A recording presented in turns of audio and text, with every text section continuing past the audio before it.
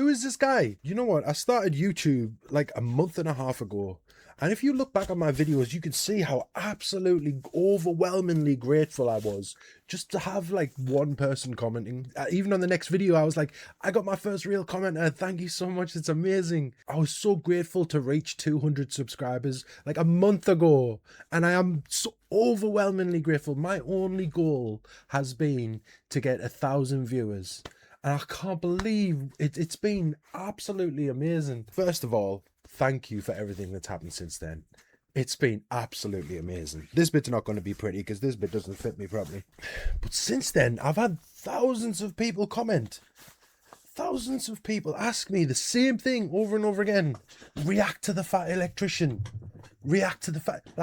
Who is the Fat Electrician? So now I'm in a situation where I thought, well, what do? Do I just go for his most popular video? In my head, I thought, no, don't just watch his most popular video because then you're just doing it for views and everything like that.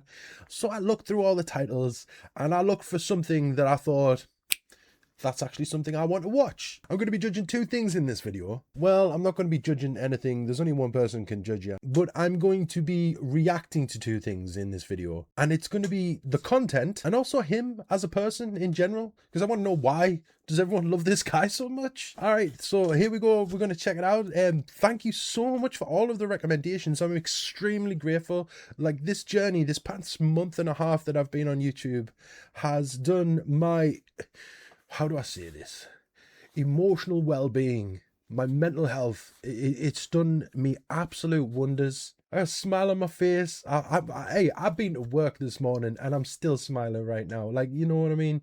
Like, I saw something must be going right. I'm extremely grateful for all of you being here. Please hit me with more recommendations.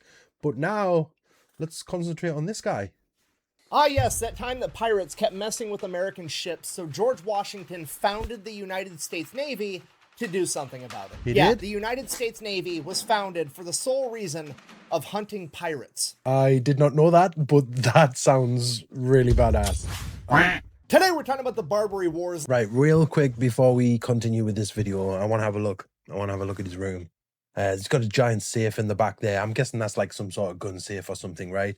It's got to be. It's got all sorts of badges on. Maybe those badges of the like things he's achieved, or maybe people sent him them, or maybe his experiences he's had or something. It's some sort of military something. It's got to be, right? You got a musket on the back wall. Is that a musket? I don't know, but that's badass. Okay. He's got a paddle over there. I'm sure he has lots of fun with that. I don't know what that's for. Wait. Merry Quack Bang. It says on his teeth. What's a quack bang? Sounds like a service you pay for in Thailand. Guy looks pretty cool. Like, not gonna lie, tattoos are absolutely dope.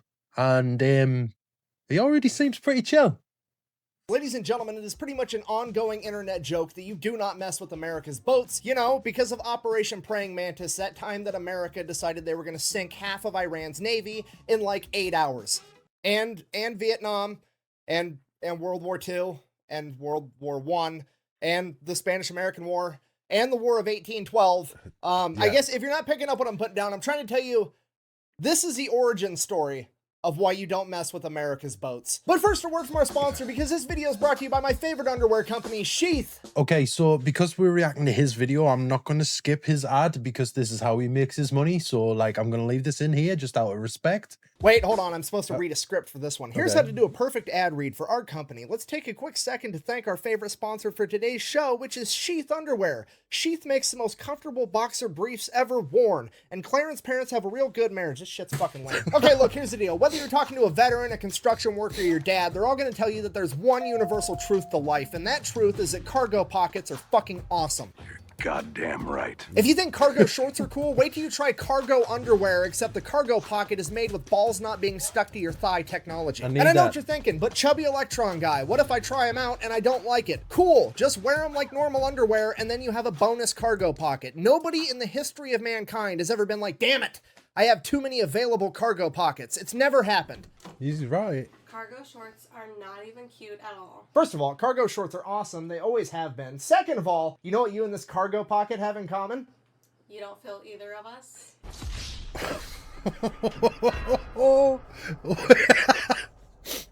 Okay. Well, at least I know who I'm not letting put their phone in my pocket next time we go somewhere. Anyways, if you wanted to try some sheath cargo underwear for yourself or buy some as a gift for your significant other, I'll have them linked in the description down below, and you can use the discount code Fat Electrician for 20% off. As a British man, I can confirm it is very important that you protect your crown jewels in the best way possible.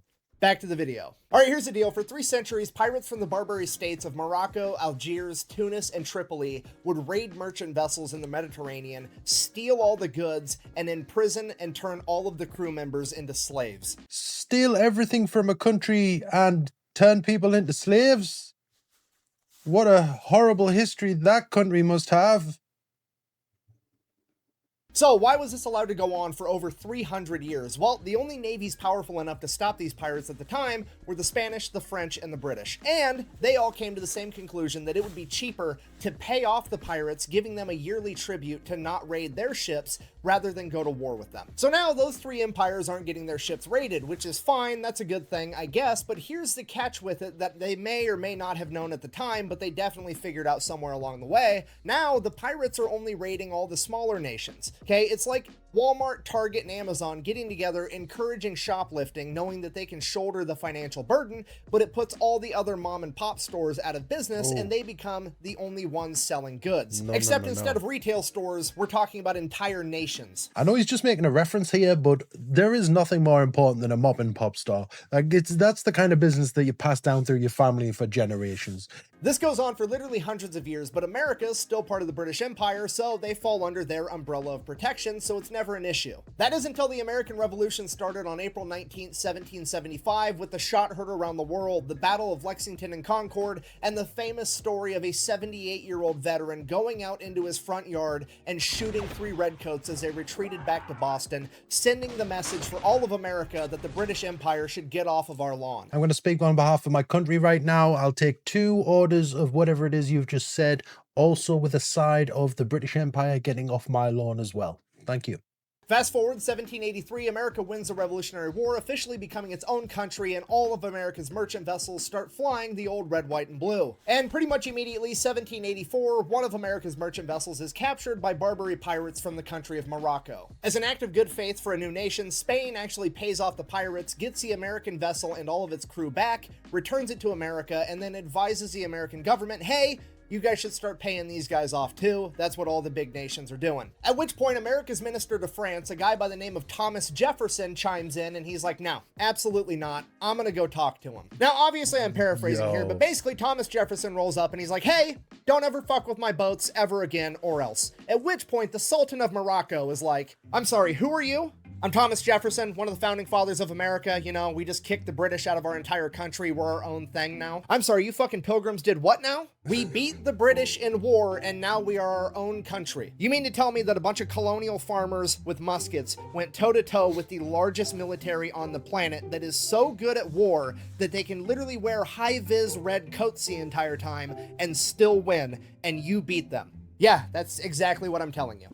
I mean, yeah, I could probably just leave your boats alone from now on. That historically seems like it's going to be a really good idea. And that is the story of how Morocco came to be the first country to recognize America as its own sovereign nation by signing the Moroccan-American Treaty of Peace and Friendship, which is the first and longest lasting peace treaty in American history. At which point Thomas Jefferson is like, wow, that actually worked out perfect. I'm going to go to the other 3 Barbary states and tell them the same thing now. But of course, there's going to be a catch with that. You see, there's 4 Barbary states, but Morocco's the only one that's actually truly independent, and the other 3 are just subservient branches of the Ottoman Empire. So Thomas Jefferson and John Adams go to talk to the ambassador of Tripoli, and they're like, hey, can all the Ottoman Barbary states leave our boats alone? At which point the ambassador informs them, absolutely not. You see, we're part of the Ottoman Empire. We don't need to listen to you. We're not scared of you guys. And it is our official stance that, and I quote, it was written in the Quran that all nations which had not acknowledged the prophet were sinners, who it was the right and duty of the faithful to plunder and enslave. Dear British government, he read that out, not me.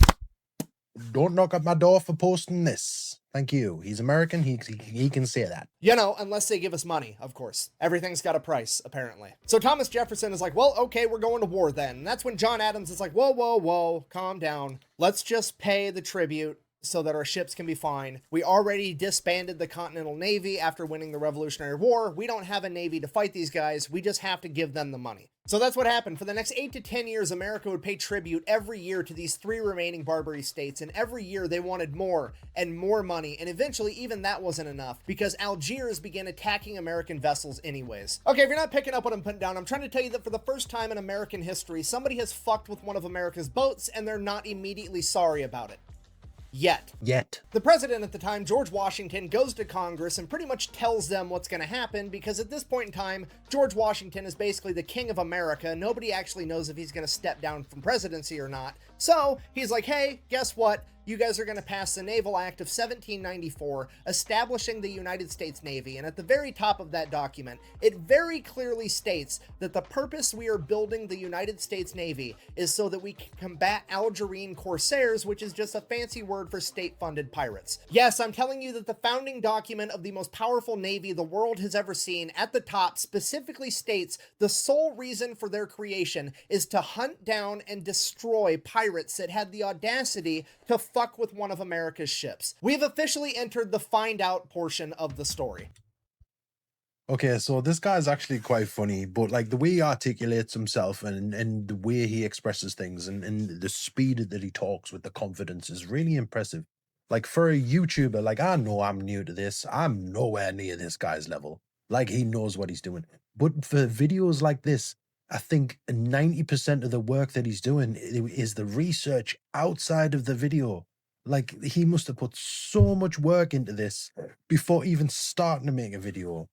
It's really impressive. America immediately commissions the building of 6 enormous frigates covered in guns to go fight these pirates. Fast forward to when the frigates are done, it takes a couple years. It is now 1798, and George Washington has decided to step down from power, allowing for an election to happen, and we are now into the second president of America, John Adams. And John Adams decides he would rather keep paying tribute. Disappointed!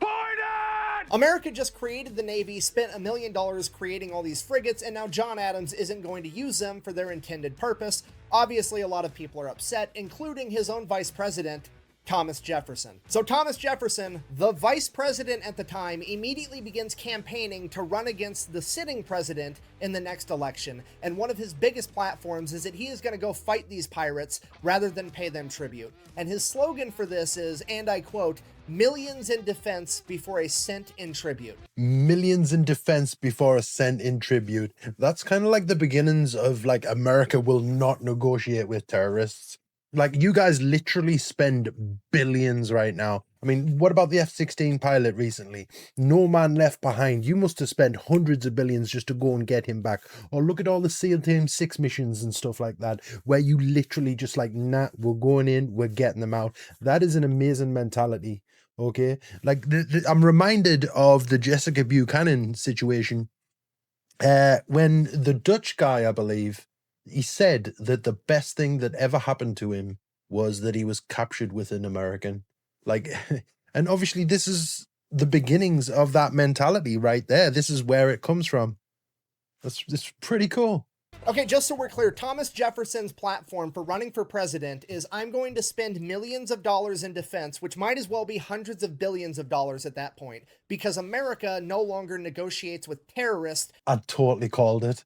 I swear I've never seen this video before. And I'm pretty sure my high school English teacher would refer to this as foreshadowing. So Thomas Jefferson wins the election. The entire world finds out that he's going to be the third president of the United States of America. And then on March 4th, 1801, the day of his inauguration, he receives a letter from Yusuf Karmanali, the Pasha of Tripoli. If you don't know, Pasha is like the dictator, the king, the president, the main dude in charge. And at this point, Thomas Jefferson, the guy who just ran an entire presidential campaign on I'm going to go fight pirates, is thinking in his head like, maybe this guy found out that I'm about to send a navy over there to beat him up, and he's going to send an apology. Maybe he wants to sign a peace treaty like Morocco did. This is already working out great. I might not even have to send my navy over there.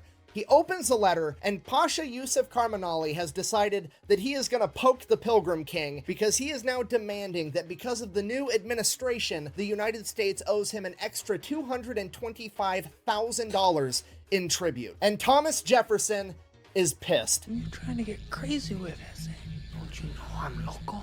Originally, Thomas Jefferson was going to have to go to Congress, get permission to activate the Navy to send him over there to fight these pirates, but not now. He's so mad we're activating the Rainbow Shortcut to ass-whooping land, and Pasha Yusuf is going to have some consequences immediately because he's sending the Navy today. But like I said, it takes a literal act of Congress to send the US Navy over there on a military mission, so Thomas Jefferson is like, that's fine, we just won't send them on a military mission. Fill up one of our frigates with a bunch of gifts and peace offerings for Pasha Yusuf, and then give it a nice healthy escort of other frigates to defend it, and send them on their merry way to deliver the gifts. There's an old saying that brains beats brawn, but like this is a perfect example of what happens when you've got both. Like this is really, the history is crazy.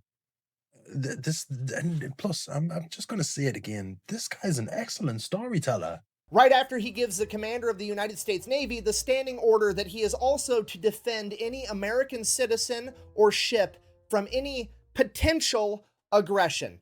Not aggression, potential aggression. If he thinks that somebody else might be thinking about doing something aggressive, Take him out. Take him down. Do your... I know this has just been used as a meme from the movie Independence Day, but like just while it's here, I just want to say, like, can you imagine if this guy did a deep dive onto like Bob Lazar's story or Commander David Favor or anything like that? Like that would be amazing. I think he won't do it because by the looks of it, he deals with just facts. But wow, that would be a really good one to watch. Do your stuff. So the Navy sets sail. They're gone. They're en route. Thomas Jefferson's sitting in his office and he comes to the realization, man, I'm pretty sure these pirates are going to attack him. But if they don't, they're actually going to end up giving Pasha What's-His-Nuts a bunch of these gifts. And I can't have it. So he whips out the old quill and parchment. He writes a letter back and sends that off. And that letter basically reads, hey, America's done giving you tribute for the rest of forever. F off. And obviously the letter makes it there first, at which point Pasha goes to the American consulate building and chops down the flagpole with the American flag on it, which in that part of the world is how you declare war. So the US Navy shows up off the coast of the Barbary States, the pirates attack them because they've already declared war, the US Navy defends themselves, word gets back to America, Congress then is like, oh, hey, we're at war, we're gonna go ahead and give Thomas Jefferson permission to use the United States Marine Corps at his discretion. And this is why, to this day, the United States Marine Corps is the only branch of the U.S. military that can be sent and deployed anywhere in the world without congressional approval. So for the next 2 years, the U.S. Navy and the Marine Corps set up a naval blockade and just go on a pirate hunting extravaganza until October of 1803, when the USS Philadelphia would get hung up on an uncharted reef right off the coast of Tripoli. The pirates seize this opportunity, they attack the USS Philadelphia, board it, take the crew hostage, and then over the next couple months they were able to repair it enough to get it back into the harbor at Tripoli, where they then anchored it in place and used it as fixed artillery because it had way more guns than any other vessel they had. Cue our first main character, Stephen Decatur, the commander of the USS Enterprise, America's unofficial flagship. He decides that he's going to don his plot armor, take the USS Enterprise out, and acquire himself a pirate ship, which he does. He then takes that pirate ship and the USS Enterprise and sails both of them to Sicily, where he hires 5 Sicilian mercenaries that know how to speak Arabic. They then sail back to Tripoli, where Decatur and 80 Marines are going to go below deck of this pirate ship, which has now been christened the USS Intrepid, as the 5 mercenaries are going to sail directly into the heart of the harbor, pretending to be Barbary pirates. You smart man. Like, hey, that's smart. Like, hey, that tactics, okay? In a time when you kind of just like outgun people overall and you use your mind, okay? Like that's some smart moves, man. The art of war was clearly well understood. They then go directly to the USS Philadelphia. 80 Marines and Stephen Decatur run out, kill the entire crew of pirates that are on the USS Philadelphia, and reclaim it. Unfortunately, the USS Philadelphia is too damaged to actually be used as a ship ever again, at which point Stephen Decatur decides, fine, we're just going to burn the entire thing to the ground, because if we can't have it, nobody can. Deprive the enemy of nice things. I'm pretty sure Sun Tzu said that. I know that I just said the art of war and he's just mentioned Sun Tzu. So I had to like go away and Google this. No, Sun Tzu did not say deprive the enemy of nice things. He did kind of say something very similar, but that's not what he said. But hey, I called it again. I swear I've never seen this video before. I know it looks like it now because that's twice in a row. I'm fine. Hey, hey, hey, I want some credit. Someone give me a little bit of credit. Come on, man. Come on. Come on. I'm not going to do that again because last time it really hurt. And okay, let's get on with the video. So that's exactly what they do. They light the USS Philadelphia on fire, they're positive it can't be put out, and then they bounce. Not a single American is injured, and Stephen Decatur is hailed a hero because he has now led what is, in my opinion, America's first special operations mission. So now that that's taken care of, the problem at hand is that the crew of the USS Philadelphia is still being held hostage by the Barbary pirates, and they want a ton of money in exchange for them back. However, America no longer negotiates with terrorists, and that's not an option. Cue our next two main characters, William Eaton and Presley O'Bannon. And before you ask, yes, Presley O'Bannon, as in the USS O'Bannon, the Fletcher-class destroyer from World War II that sank a Japanese submarine with potatoes. So they go in and they pitch their idea of how they're going to get the crew of the USS Philadelphia back, and it is, by every definition, a special operations mission. Basically, they want to take themselves, 2 dudes, plus 6 Marines for a total of 8 guys, and they're going to get dropped off in Egypt, because in Egypt is Yusuf Karmali's brother that is living in exile because Yusuf kicked him out because he is technically the rightful heir of Tripoli. So they're going to get that guy and all the buddies that are loyal to him, like 500 men, and then they're going to march them through the desert to Durna, where they are then going to use them to fight and take over the city and exchange the city for the crew of the USS Philadelphia. And upon hearing this ridiculous plan, the US military leadership is like, whoa, whoa, whoa. You want to take a small contingency of men, be dropped off in a foreign country, meet up with a rebel leader who already has a bunch of men, and then convince him that you're going to help him overthrow a current dictator, and then he can be the new dictator, and basically we're using other people to fight other people that we don't like to benefit us? And Presley O'Bannon and Eaton are like, yeah, that's pretty much exactly it. And the government is like, this is a terrific idea. I mean, we're probably never ever going to do anything like this ever again, and we're not going to have an entire branch of special forces that specializes in it. Like, I know he's just being facetious, but like, you guys totally specialize in that, man. It's tactics, it's war of the mind, okay? It's outplaying people. You're playing chess while everyone else is playing checkers. Like, yeah, man. And this is where it's coming from. Hey, man, your country has a lot of history for something that is so young compared to the rest of the world. You know what I mean?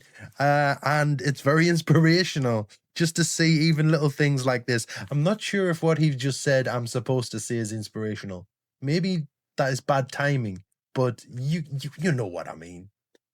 Sorry, anyways, that's exactly what they do. They get dropped off in Egypt, they track down Hamet, they're like, hey, you want to go overthrow your brother? Cool, grab your guys, let's go. Somewhere along the way, the Marines also picked up 50 Greek mercenaries as they all began marching 500 miles through the Libyan desert to get back to the Tripolitan coast. And this march through the desert takes 50 days, and it is a complete shit show because somewhere along the way, they start running low on supplies, and they have to start rationing, and then some people get mad, there's accusations because the Greek guys are Christian, Hamet's guys are Muslim, there's fighting amongst themselves, and there's these 8 Marines standing in the middle, desperately trying to keep them from killing each other as they march through the desert. So despite multiple mutiny attempts and a ton of fights, the Marines were able to keep this group together enough to make it through the Libyan desert till they arrived at the coastal city of Bamba. Once they get there, they meet up with the USS Argus that gives them a bunch of supplies so they can start eating food again, and they give enough money to pay off the Greek mercenaries. Then Eaton decides that he's going to send a letter over to the governor of Durna right next door, because remember,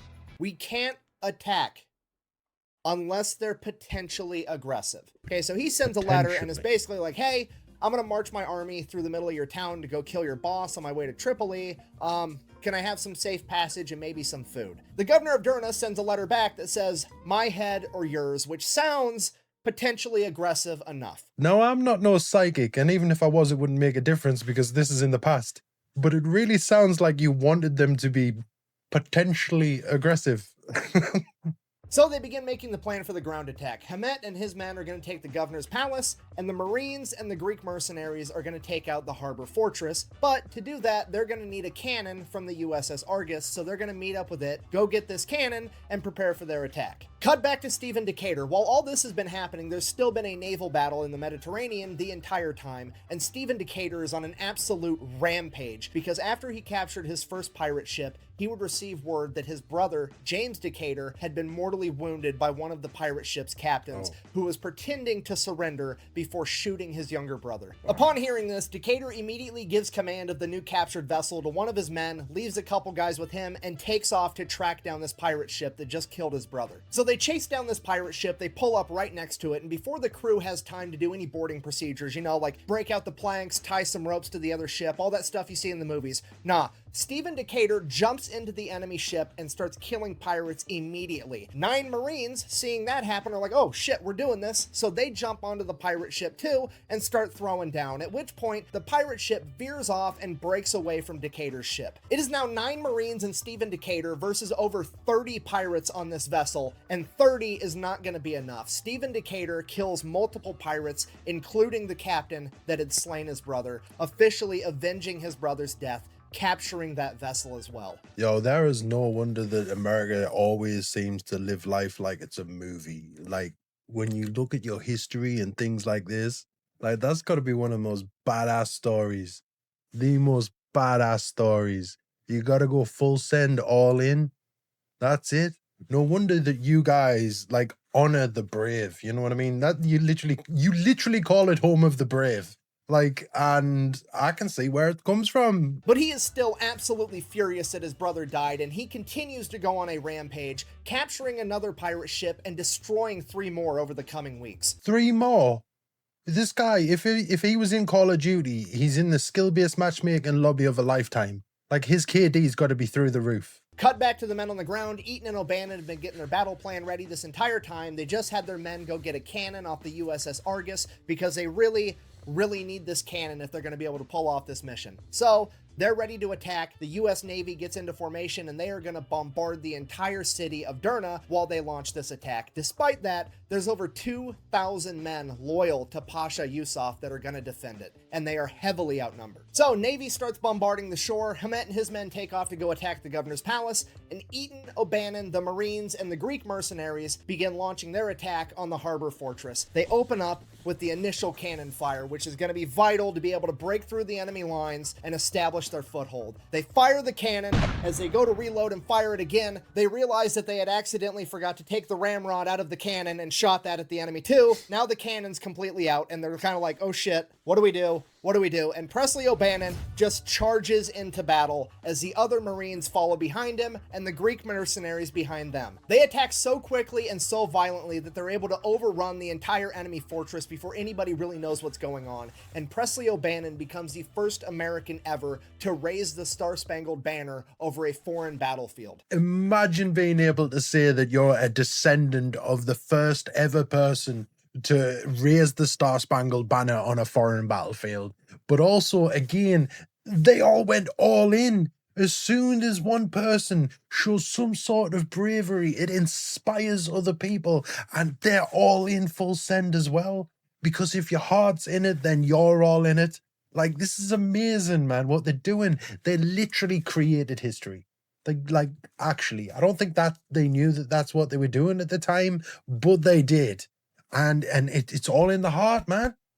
If you're not fighting for something that you believe in, then your heart's not in it.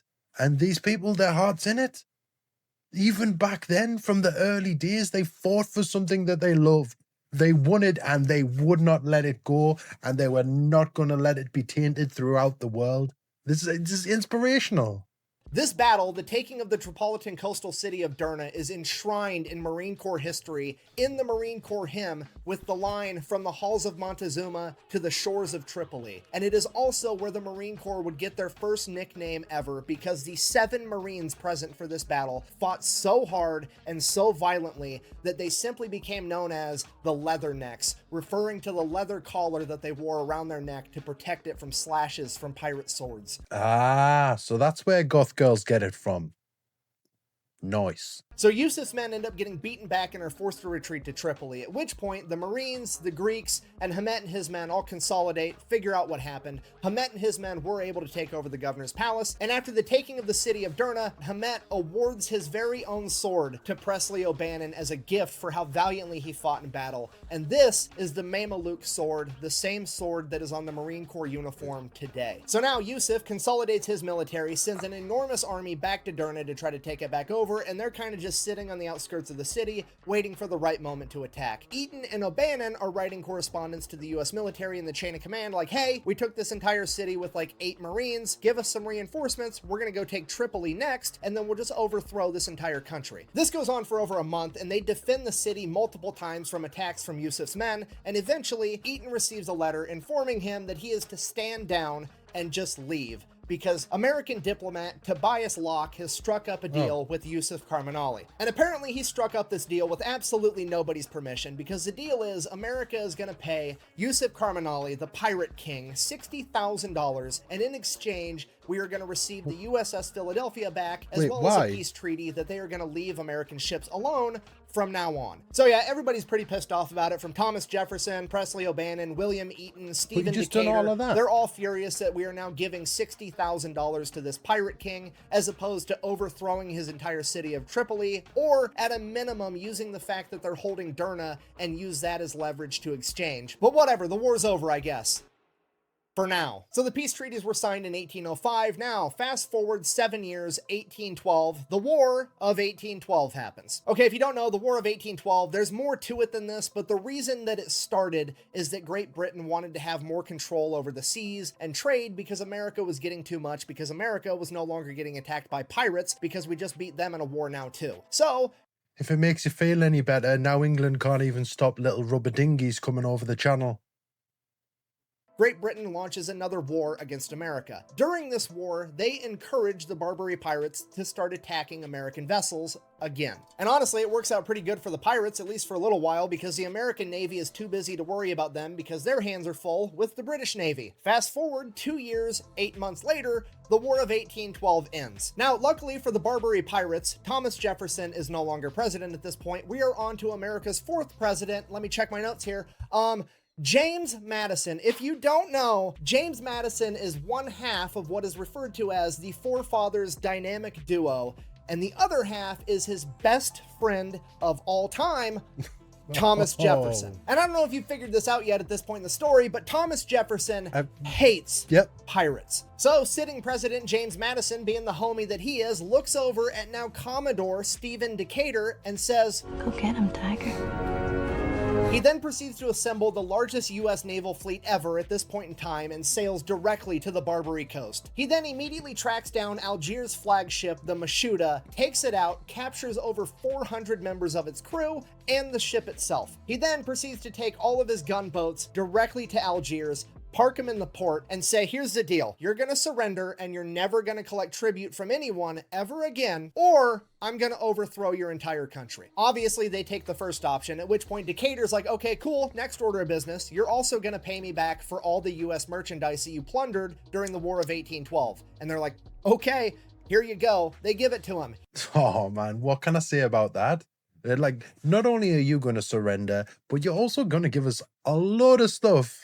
Oh, we're going to wipe you off the face of the planet. Like, okay. Option A sounded a lot better. He then proceeds to sail his fleet next door to Tunis and tell them the exact same thing, ordering them to sign a peace treaty, never raid an American vessel again, and then collects a bunch of money. He then sails them next door again to Tripoli and does the exact same thing, collects all this money, gets the peace treaties. The Barbary pirates never mess with America ever again. Decatur and his fleet sail back home, and he tells the government what happened. The American government is blown away at the results that Decatur was able to achieve when asked how he managed to not only get peace treaties without too much violence, but also get a bunch of money and concessions on top of it. All Decatur said was, peace was achieved through the mouth of our cannons, at which point he was given the nickname the conqueror of the Barbary pirates. And with the rest of the world seeing a new country in its infancy stand up for itself against the Barbary pirates and winning, they would start doing it too, and everybody started fighting back and quit paying tribute to the Barbary pirates, and in the coming years, they would fade into nothing as their 300-year reign of That's terror so had come to an badass. end. So in conclusion, the moral of the story is please, for the love of God, do not mess with America's boats. Thank you for watching. Best way to support the channel is go buy some merch over Wow. at FatElectrician.com. Quack bang, out. Wow. And that is part one of the origin story of how America Part one? became the world police. I'll give you a hint, part two ends after the Korean War. Oh ho! when gets found. Oh ho! Oh ho! What can I say? You know what, right? Like, first of all, let's comment on the actual video itself. Like, you guys have some inspirational moments. I can see why you call it Land of the Free and Home of the Brave. Like, there is no better statement in the world that you would want to represent you. Like, that sounds amazing. This guy is very well researched. He is extremely good at storytelling. The amount of effort and work that must go in before he makes one of these videos must be incredible. Yeah, he's a total next level of YouTube. Like if YouTube is a thing, I'm like way down here and he's like off the charts compared to what I'm not even close. I can see why you guys like him, but also if this is the stories that you guys are listening to, which by the looks of it are all based on fact, right? Then no wonder you guys get inspired. No wonder you guys are the most patriotic country. No wonder you guys are so proud of yourselves. I wish in England that we had at least 10% of that patriotism. And maybe it's because of stories like this, where you fought against things and you stood for what you believed in and you stood for what is right. It's something my country is missing a very lot right now. So as for the story itself, I look forward to finding out more and seeing more of his videos because that's the kind of thing I watch anyway. Like, that's kind of good. But him as a person, yeah, he seems cool, man. Like, he's a cool dude. Like, you could have some really good conversations with someone like that around a campfire and you're all having a couple of beers and just chilling. Yeah, I can totally see why you guys like him so much. Well done to him. I don't think he'll ever see my video, but like, please, if you do ever happen to watch this by some miracle, right? Please know, sir, you have my respect and well done. You're very good at what you do. Thank you everybody for being here. Please put some more recommendations in the comments because I only go off recommendations. And remember, I'm extremely grateful for each and every one of you. I try to reply to almost every single comment, or at least I put a like on everything so that, like, at least you know I've read it. And I'm just, again, I hope you all have a lovely day. Much love and God bless you all. Thank you so much for being here. That was fun. Thank you.